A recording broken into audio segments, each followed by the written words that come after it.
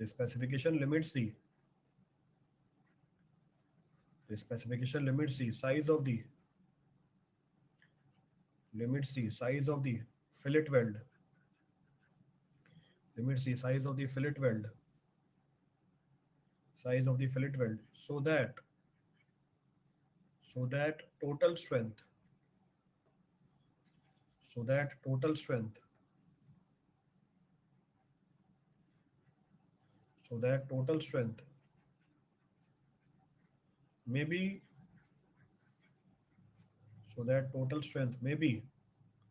developed without maybe developed without maybe developed without size बढ़ेगी आप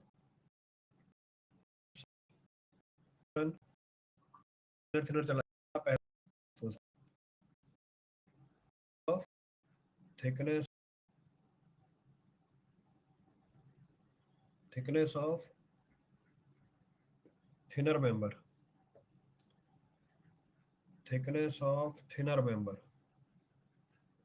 but minimum size of the weld mention कर दिया। अच्छा, second point of reference एक चीज और ध्यान रखनी है, जो मिनिमम साइज है वो थिनर मेंबर की थिकनेस से क्या नहीं होनी चाहिए। आपकी जो मिनिमम साइज निकल के आ गई है, लेट्स सपोज 3 mm, आपका थिनर मेंबर है 2 mm का, फिर क्या करोगे? 3 mm भी थोड़ी दे दूंगा मैं, तो फिर मेरे को कहां पे रोकना पड़ेगा? 2 mm पे रोकना पड़ जाएगा। तो ध्यान रखना है, जो मिनिमम साइज है thickness of the thinner member से क्या नहीं होनी चाहिए, ज्यादा नहीं होनी चाहिए, वेल्डिंग बाहर निकल जाएगी आपकी। तो अंडरस्टैंडेबल है, बट फिर भी इसको मेंशन करा देता हूं, still I mention this point. तो हम बोल सकते हैं the minimum size of the so we'll say the minimum size of the minimum size of weld should not exceed the minimum size of the weld should not exceed the minimum size of the weld should not exceed the thickness of what? Should not exceed the thickness of thinner part to be joined. इससे ज्यादा नहीं आनी चाहिए। जहां पर भी thinner member की size से बड़ी हुई उसको वहीं रोक देंगे। Will be stop. नोट करो।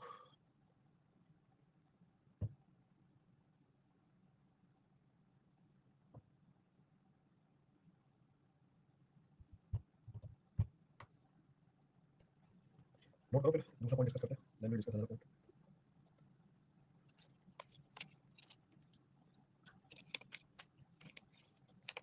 अच्छा ये बताना, जो थिनर मेंबर है उसकी साइज है 4 mm, मिनिमम थिकनेस आ रही है आपकी 3 mm, maximum thickness of the weld आ रही है आपकी 6 mm। तो मेरी सारी कंडीशन फुलफिल हो रही है। देखो मिनिमम थिकनेस 3 mm, इससे क्या है कमी है, और जो मैक्सिमम थिकनेस आ रही है वो 6 mm आ रही है। अब मेरे पास ऑप्शन है, मैं वेल्ड की थिकनेस 3 mm भी ले सकता हूं, वेल्ड की थिकनेस 6 mm तक भी लेके जा सकता हूं, कोई दिक्कत नहीं है इसके अंदर। पर जनरली हम प्रेफर क्या करते हैं, कि जो वेल्ड की थिकनेस है वो किसके बराबर है, या वेल्ड की जो साइज है वो किसके बराबर है, मिनिमम साइज के आसपास ही रहे, उसको बढ़ाते नहीं है। क्यों? जैसे ही आप वेल्ड की साइज बढ़ाओगे एक लेयर में तो प्रोवाइड कर नहीं पाओगे, एक लेयर में प्रोवाइड नहीं कर पाएंगे, इस बात का मतलब क्या है, भले स्ट्रेंथ सेम आएगी, स्ट्रेंथ से बात नहीं कर रहा हूं, स्ट्रेंथ तो नहीं रखनी है, एक लेयर में तो प्रोवाइड कर नहीं पाओगे, एक से ज्यादा लेयर देनी पड़ेगी। एक से ज्यादा लेयर देने का मतलब आपका काम का टाइम और पैसा बढ़ गया। क्यों? एक लेयर प्रोवाइड करी आपने वेल्ड की, फिर उसकी चिपिंग करनी पड़ती है, चिपिंग करने के बाद सरफेस को रफ करना पड़ता है थोड़ा, ताकि जब दूसरी लेयर लगाऊं वेल्डिंग की परफेक्ट बॉन्ड बन जाए उसके अंदर, जैसा perfect bonding between the two. तो कहने का मतलब एफर्ट बढ़ जाता है, टाइम बढ़ जाता है, कॉस्टिंग बढ़ जाती है। तो कहने का मतलब है अगर दो ऑप्शन है आपके पास, एक बड़ी साइज का वेल्ड दो, लेंथ क्या हो जाएगी, छोटी हो जाएगी, छोटी साइज का वेल्ड दो, लेंथ क्या हो जाएगी, बढ़ जाएगी। स्ट्रेंथ क्या रखा हूं मैं, सेम रख रहा हूं दोनों के अंदर, तब भी मैं छोटी साइज का वेल्ड प्रेफर करूंगा। क्यों? क्योंकि इसमें टाइम और कॉस्ट क्या करता है, बचता है। मोर ओवर वॉल्यूम भी निकालोगे ना सेम स्ट्रेंथ के लिए, छोटी साइज के वेल्ड में वॉल्यूम कंपैरेटिवली कम निकल जाएगा, तो आपकी मेटल जो होती है वेल्डिंग की वो भी क्या हो जाती है, सेम हो जाती है। So hence we always go for what, the size of the weld which is near by to what, minimum thickness होगी। ये फिर आपका ऑब्जेक्टिव बनेगा वापस इसके अंदर, इसका रीजन भी मान लेगा ऐसा क्यों किया जाता है। तो ये हमारा डी पार्ट है। तो डी पार्ट है, क्या बोल सकते हैं, that weld size closer to minimum size closer to minimum size is generally adopted is generally adopted is generally adopted for the following। पहला रीजन क्या बताया था, large size weld requires more than requires more than requires one run of welding। क्या करना पड़ जाएगा फिर इसके लिए, hence cost increases। क्यों बढ़ जाएगी cost, due to what, due to chipping करनी पड़ती है, due to chipping and cleaning so chipping and cleaning for proper bond between the layers, for proper bond between the successive layers of weld, ठीक है। दूसरा volume क्या निकल के आता है, कम निकल के आता है। तो a smaller size weld will be cheaper a smaller size weld will be cheaper than the larger one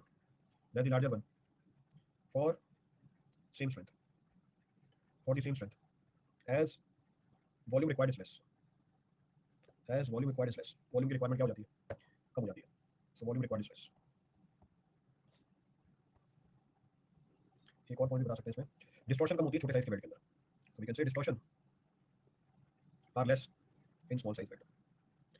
इतने सारे रीजन है.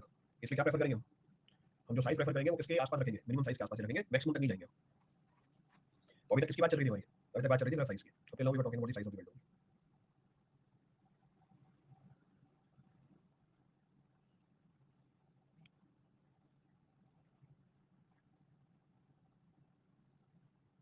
नोट करो आगे बढ़े.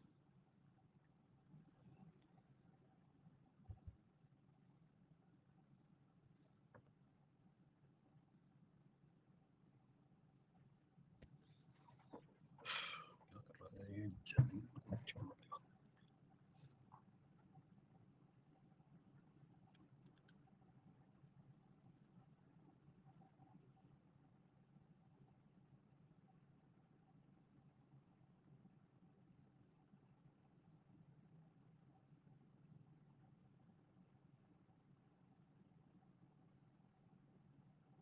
डन.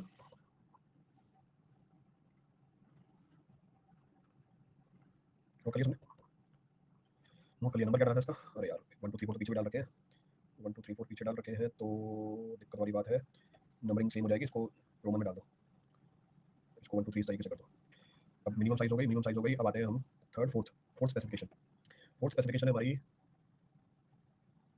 Affective throat thickness. पीछे लिखा है डायग्राम में. सो अफेक्टिव थ्रोट थिकनेस, सो अफेक्टिव थ्रोट थिकनेस. अब क्या होती है अफेक्टिव थ्रोट थिकनेस, डिनोट कैसे किया इसको हमने, टीटी या टीई. तो डिवाइड नहीं किया और लिखा है, डिवाइड नहीं किया उसको और लिखा है, इट इज और. सो अफेक्टिव थ्रोट थिकनेस क्या होती है effective throat thickness. So we can say ये सबसे इंपॉर्टेंट डायमेंशन है डिजाइन की. सो पहला पॉइंट तो लिख देते हैं. So the most important dimension for the design of the belt, the most important dimension for design of the fillet belt, for design of fillet belt. ये सबसे इंपॉर्टेंट डायमेंशन है क्या, it is the shortest distance, it is the shortest distance कहां से, from the root. Root बना के दिखाया था पीछे आपको, from the root of the fillet weld. It is the shortest distance from the root of the fillet weld, root of the fillet weld कहां तक, to the face of the, to the face of the, to the face of the weld, to the face of the weld. Face of the weld का मतलब क्या है, face of the weld बोले तो line joining the toast. तो line joining the toast, वो line जो toast को जॉइन कर रही है वो हमारा फेस हो जाएगा वेल्ड का. पीछे डायग्राम में दिखा रखा है मैंने आपको, वापस बना के नहीं दिखा रहा, ये रहा, ये डायग्राम में दिखा रखा है आपको थ्रोट थिकनेस. तो ये हमारी थ्रोट थिकनेस है. अब सबसे इंपॉर्टेंट क्यों है ये, व्हाट इज मोस्ट इंपॉर्टेंट, क्योंकि मान के चलते हैं जो शेयरिंग होती है वो किसके लॉन्ग होती है, इस थ्रोट के लॉन्ग ही होती है. तो क्यों सबसे इंपॉर्टेंट है उसका रीजन मेंशन कर देते हैं. So will say that it is the minimum thickness, it is the minimum thickness on which sharing, it is the minimum thickness on which, it is the minimum thickness on which sharing takes place, on which sharing takes place. ये तो उसको define किया, on which sharing takes place. अब मुझे ये calculate करके देना है आपको. सो कैलकुलेट करके देना है, कैलकुलेट करके देना है. इसका डायग्राम चाहिए होगा, डायग्राम पीछे बनाया हुआ है कोई, उसी को उठाता हूँ दोबारा, तो नहीं बना रहा मैं कोई, और कोई बना रखा है डायग्राम, इसी को उठा ले. अरे यार बड़ा है बहुत, कोई छोटा डायग्राम भी नहीं है. छोटा डायग्राम ये है, इसको उठा लेते हैं. ये छोटा डायग्राम है, इसी को कंसीडर करो. इसकी साइज भी तो वही है, बल्कि इसमें जो मेरे काम की चीज़ है वो छोटी है, तो इसको कंसीडर करते हैं. तो वापस इस डायग्राम को उठाया, कंट्रोल सी, कॉपी पेस्ट करने में क्या टाइम लगता है, कंट्रोल भी पीछे वाले को उठा के डाल दिया. ये भी जगह नहीं है यहाँ पे, तो इसको थोड़ा साइज रिड्यूस किया एडजस्टमेंट के लिए. तो अब जो एडिशनल चीज़ें उनको भगा दो जिनकी रिक्वायरमेंट नहीं है, पता है मैं ये है, हटाओ. थ्रोट थिकनेस चाहिए, रूट को भगाया, ठीक है. जो काम की चीज़ है वही छूट गई, जो काम की चीज़ है वो छूटी हुई हमारी, काम की चीज़ है वही छूटी हुई. अब जरा देखो जो सिचुएशन मैं आपको बना के दे रहा हूँ, जो सिचुएशन मैं आपको बना के दे रहा हूँ, अगर ये लेग ऐसा है और ये भी ऐसा है, यानी कैसा राइट एंगल ट्रायंगल होगा, इस type of right angle triangle is this. So A B C D isosceles. अगर ये आइसोसेलेस राइट एंगल ट्रायंगल है हमारी, if it is isosceles right angle triangle, तो उस सिचुएशन में क्या हुआ, ये वाला एंगल कितना हो जाएगा, 45 डिग्री. अगर ये वाला एंगल 45 डिग्री है तो थ्रोट थिकनेस आ गई मेरी. क्या आ गई थ्रोट थिकनेस, ये भी राइट एंगल ट्रायंगल है, परपेंडिकुलर ड्रॉ किया मैंने इसके ऊपर मिनिमम थिकनेस. तो क्या डालें, परपेंडिकुलर साइन थीटा, तो बोलेंगे साइन 45. कितना साइन 45, तो बोलेंगे sine 45 is equal to what, sine 45 is equal to throat thickness divide by what, S. तो थ्रोट थिकनेस कितनी हुई हमारी, एस बाय रूट 2. उसको और सॉल्व किया तो कितना हुआ, उसको और सॉल्व किया तो ये आ गया 0.707, 0.707 एस, जिसमें एस क्या हमारी साइज ऑफ पीछे बता चुका हूं. ये तो स्पेसिफिक केस के लिए है. इन जनरल अगर जनरल बात करें, will say in general, so in general जो थ्रोट थिकनेस है वो किसके बराबर होगी, के एस के बराबर होगी. और के क्या है हमारा, कांस्टेंट है. सो के इज अ कांस्टेंट जो किस पे डिपेंड करता है, इस एंगल पे डिपेंड करता है. सो के is a constant that depends on So K is a constant that depends on, K is a constant that depends upon, that depends upon, that depends upon angle between the, that depends upon angle between the fusion faces, angle between the fusion faces, fusion faces. आगे अगले page पे बता दूंगा as follows. Diagram complete करो.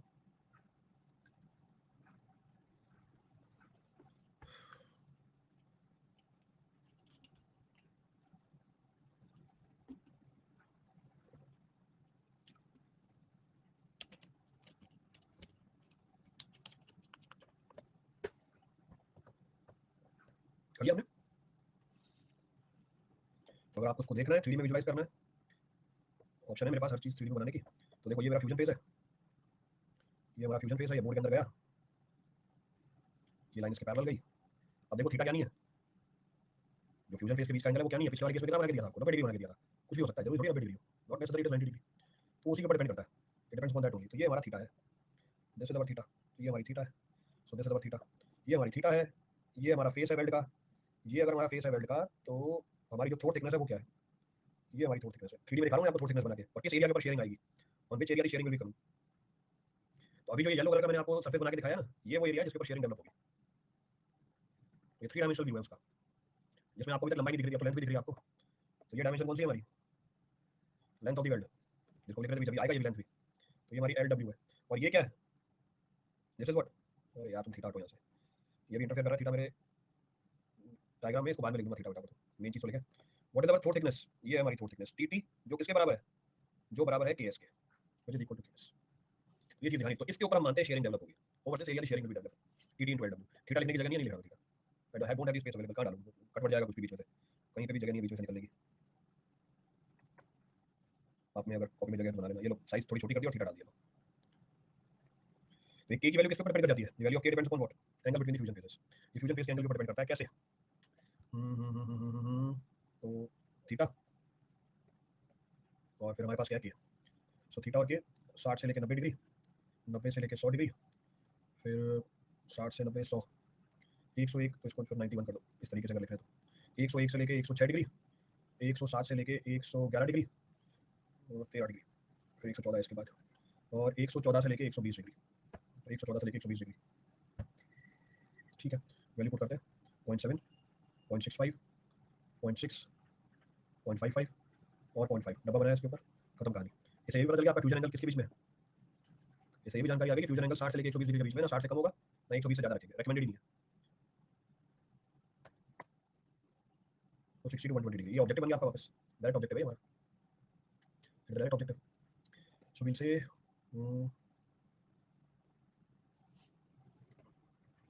if theta is less than 60 degree, or if theta is less than 60 degree, or theta is more than 120 degree, more than 120 degree, fillet weld is not recommended.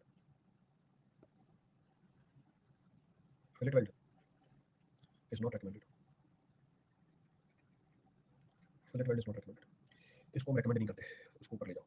लो, खत्म. तो throat की thickness आ गई, size आ गई. Size क्या है, ये भी mark कर दो ना साइज, ये हमारी साइज.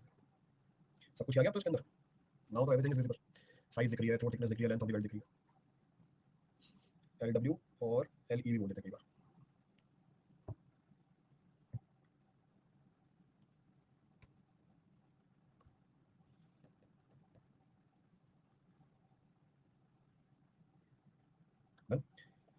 डन. तो थ्रोट थिकनेस हो गया. अब लेंथ की बात करें.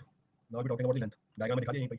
नंबर क्या था इसका, 4, 5. पांचवी स्पेसिफिकेशन, पांचवी स्पेसिफिकेशन है हमारी अफेक्टिव लेंथ.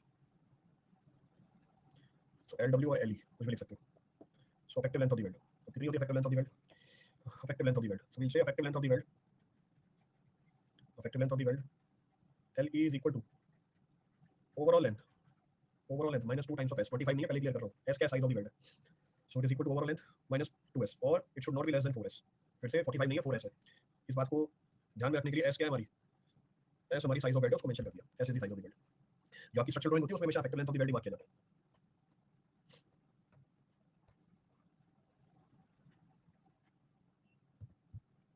तो मिनिमम लेंथ कितनी हो गई हमारी, 4S हो गई. 4 से कम नहीं होनी चाहिए, तो यहाँ पर मेंशन कर सकते हैं. So we can mention this point. So we can say minimum length, so minimum length required, so minimum length required, minimum length required for a weld to be minimum length required for a weld to be 100% effective, for the weld to be 100% effective is how much? 4s. कम से कम 4s होनी चाहिए. अगर आपकी minimum length 4s से कम निकल गया तो उसके बाद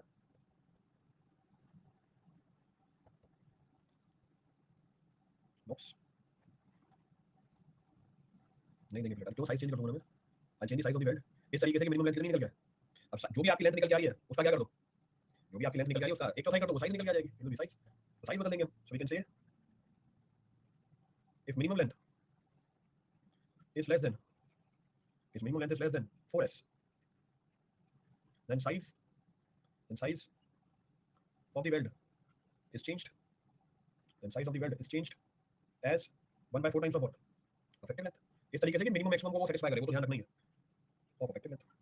इस बात को समझने के लिए एग्जांपल लेते हैं कि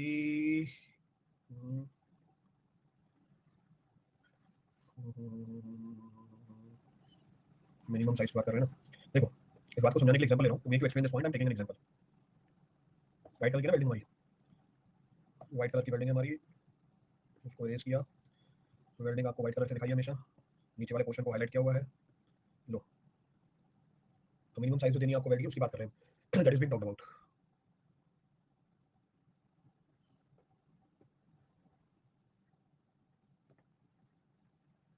जो डेटा लिखा है उसको समझने की कोशिश करना. देखो size which is provided is 8 mm. इसके हिसाब से इफेक्टिव लेंथ कितनी आनी चाहिए. So L minimum required is 8 into 4 32 mm, but L minimum which is provided is how much? 25 mm. तो क्या करना पड़ेगा? तो क्या करना पड़ेगा? so hence S actually needed. अब आपको S कितनी देनी पड़ जाएगी? चेंज करनी पड़ जाएगी. so S actual कितना हो जाएगा?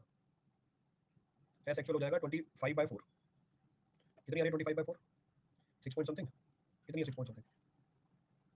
निकालो जो भी आ रहा है. 6.25 नहीं 6.25. तो आप कितनी प्रोवाइड कर दोगे? 6 mm की.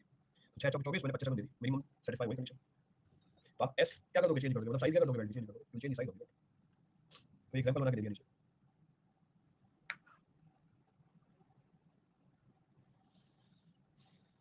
नोट करो फटाफट आगे चलो.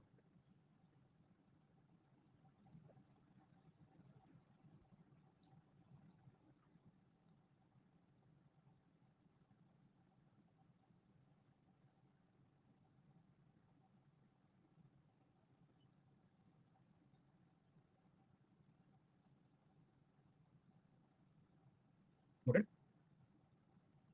चले आगे. चलो अगली स्पेसिफिकेशन. अभी लेंथ की बात ही कर रहे हैं.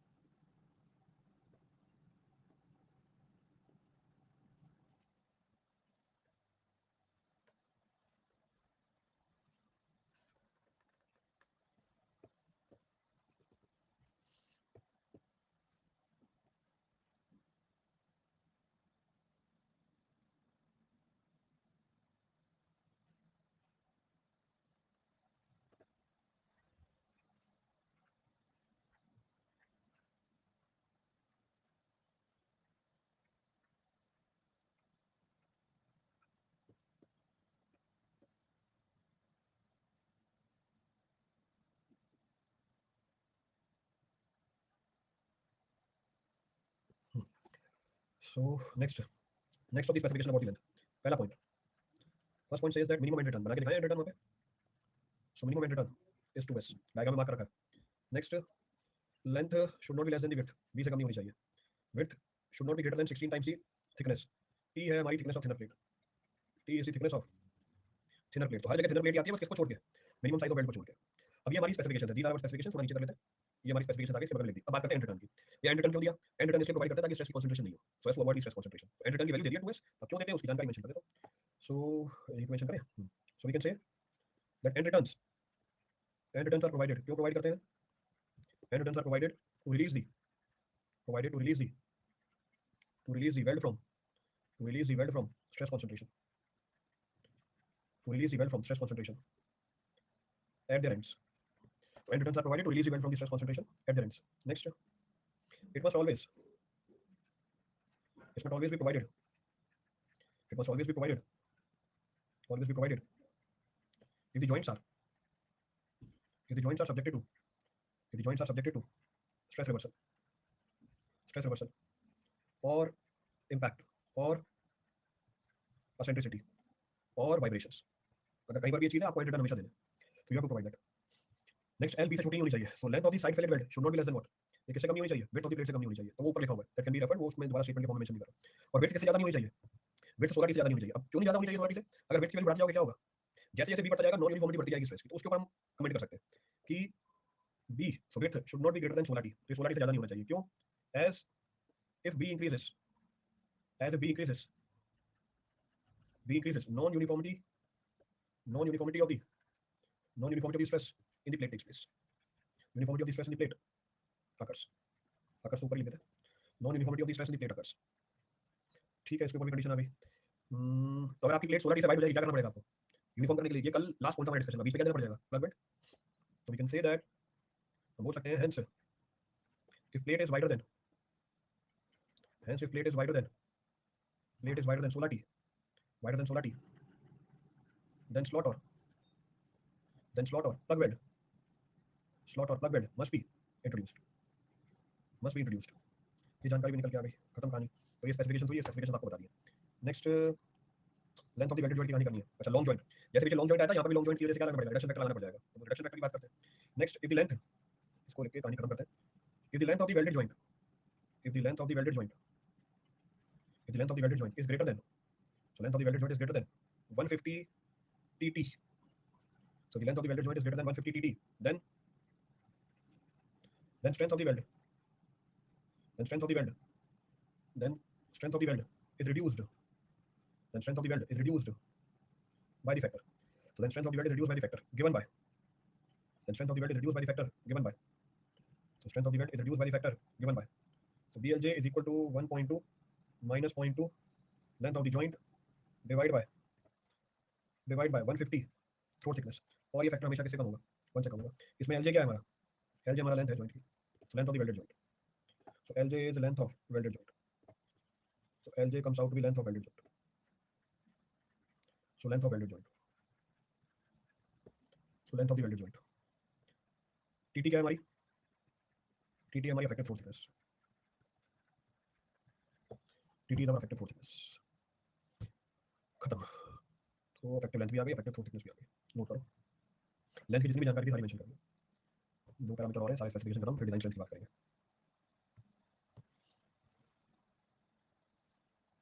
अगर आपको लेंथ मिल गई, थिकनेस मिल गई, दोनों को मल्टीप्लाई करूंगा क्या आ जाएगा,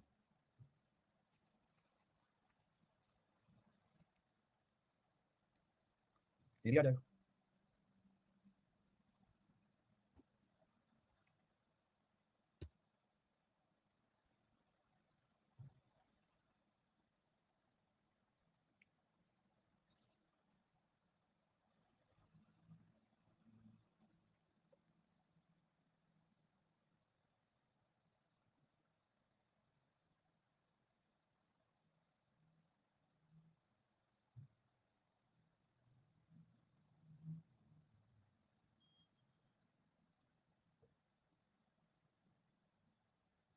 नोटेड, चलो पांचवा है, पांचवा खत्म, छठा part. So 6 is effective area,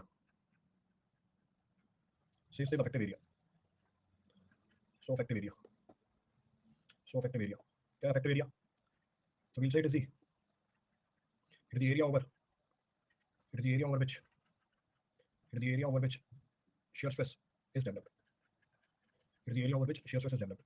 किसके बराबर होगी, affective thickness into affective length, खत्म कहानी, डब्बा बनाओ। तो ये हमारा अफेक्टिव एरिया हो गया, और लास्ट स्पेसिफिकेशन है हमारी, last of the specification is overlap, आखिरी जो स्पेसिफिकेशन बचती है वो हमारी ओवरलैप है,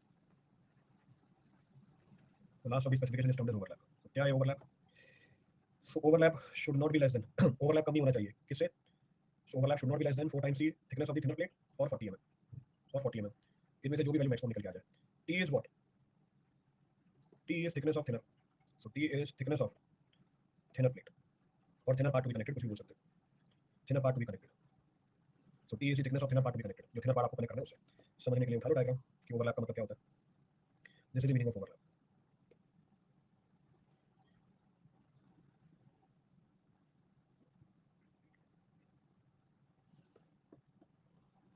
ये हमारा ओवरलैप आ गया, so this is termed as overlap, इसको ओवरलैप बोलते हैं।